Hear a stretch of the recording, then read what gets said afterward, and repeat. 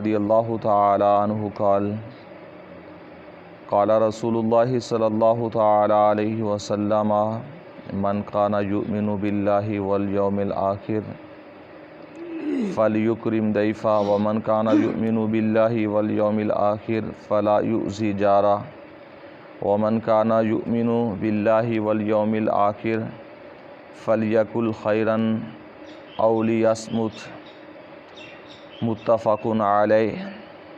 حضرت ابو ہریرہ رضی اللہ تعالیٰ عنہ حدیث سے پاک روایت فرماتے ہیں کہ حضور نبی کریم رؤوف الرحیم علیہ الصلوۃ والسلام نے ارشاد فرمایا، جو شخص اللہ پر ایمان رکھتا ہے اور قیامت کے دن پر ایمان رکھتا ہے، اس پر لازم ہے کہ وہ اپنے مہمان کی عزت و تکریم کرے، اور جو شخص اللہ پر ایمان رکھتا ہے اور قیامت کے دن پر ایمان رکھتا ہے، اس پر یہ لازم ہے کہ وہ اپنے پڑوسی کو تکلیف دینے سے، ایذا دینے سے اپنے آپ کو بچائے رکھے۔ وَمَنْ كَانَ يُؤْمِنُ بِاللَّهِ وَالْيَوْمِ الْآخِرِ فَلْيَقُلْ خَيْرًا أَوْ لِيَصْمُتْ۔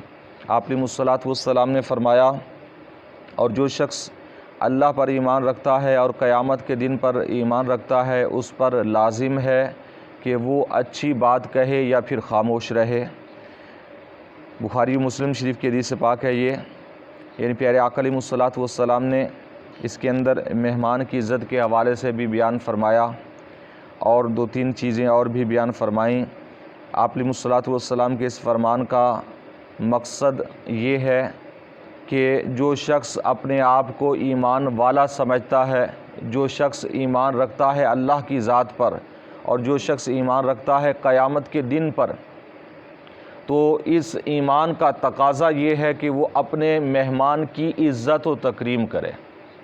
یعنی اگر واقعی وہ ایمان رکھتا ہے اللہ پر بھی اور قیامت کے دن پر بھی، تو جب مہمان آ جاتا ہے تو مہمان کی عزت کرتا ہے، مہمان کی تکریم کرتا ہے۔ اور اسی طرح جو شخص اللہ پر ایمان رکھتا ہے اور قیامت کے دن پر ایمان رکھتا ہے، اپنے ایمان میں سچا ہے، وہ اپنے پڑوسی کو تکلیف یا ایذا نہیں دیتا، اور جو اللہ پر اور قیامت کے دن پر ایمان رکھتا ہے وہ یا تو اچھی بات کہتا ہے یا پھر خاموش رہتا ہے، یعنی بری بات کرنے سے اپنے آپ کو روکے رکھتا ہے۔ یہ ایمان کا تقاضا ہے۔ جو اللہ پر ایمان رکھتا ہے اور قیامت کے دن پر ایمان رکھتا ہے تو وہ ان چیزوں پر عمل ضرور کرتا ہے۔ اور حضرت ابو شریح رضی اللہ تعالیٰ عنہ فرماتے ہیں، ان رسول اللہ صلی اللہ تعالیٰ علیہ وسلم قال من کان یؤمن باللہ والیوم الآخر فلیکرم ضیفہ جائزتہ یوم ولیلہ والضیافۃ ثلاثۃ ایام فما بعد ذلک فہو صدقہ۔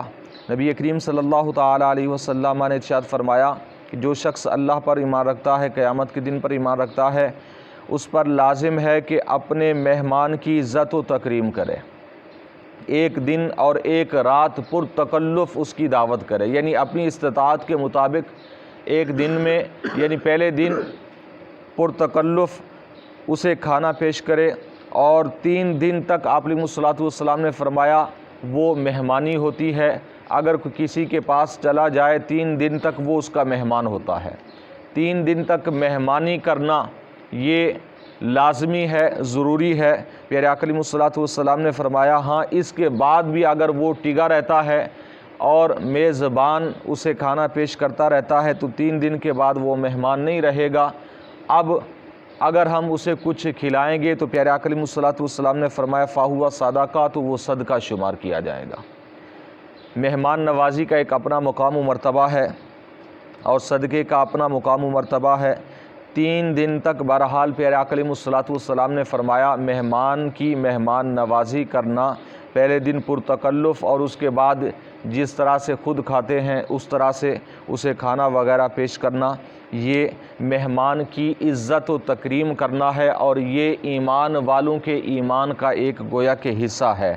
اور حضرت ابو ہریرہ رضی اللہ تعالیٰ عنہ فرماتے ہیں، نبی کریم صلی اللہ علیہ وسلم نے ارشاد فرمایا ان من السنۃ ان یخرج الرجل مع ضیفہ الی باب الدار۔ پیارے آقا علیہ الصلوۃ والسلام نے فرمایا کہ سنت میں سے یہ ہے، یعنی انبیاء علیہ الصلوۃ والسلام کی، کہ بندہ اپنے مہمان کے ساتھ گھر کے دروازے تک جائے۔ یہ نبی کریم صلی اللہ علیہ وسلم کی بھی اور دیگر انبیاء علیہ السلام کی بھی سنت ہے کہ مہمان کو دروازے تک چھوڑ کے آئیں۔ یہ پیارے آقا علیہ السلام نے فرمائی، یہ سنت میں سے ہے۔ تو پیارے آقا علیہ السلام کے ان فرامین کو ذہن کے اندر رکھنا چاہیے اور عمل کی کوشش کرنی چاہیے۔